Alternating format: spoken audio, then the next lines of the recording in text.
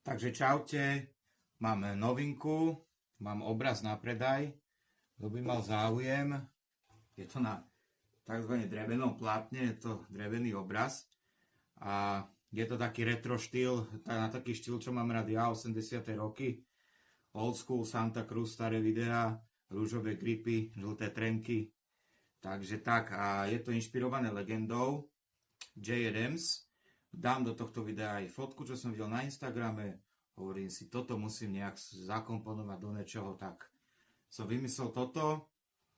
A Jay Adams vlastne je jedna z kultových postav, taká kontroverzná, nekontroverzná, ale jeho najlepšia vlastnosť bola, že odjazdil aj neodjazdený trik. Že vždycky, keď sa mu nepodaril trik, tak niečo vymyslel, aby ho odjazdil. No.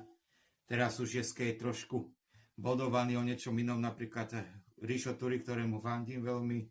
Teraz, jak mal poslednú jazdu, tak mu 1,5 boda stiahli za to, že sa dotkol zemi, dal skeči dopad.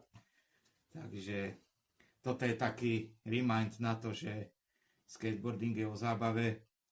Tak ak chceš ma podporiť, ak si chceš kúpiť, alebo chceš niekoho potešiť napríklad na Vianoce, tak mi napíš pre viac info. A za chvíľu sa ozvem s ďalším videom, lebo ešte na jednej veci makám, že takto by bol vidieť na svetle. Jay Adams. Čau.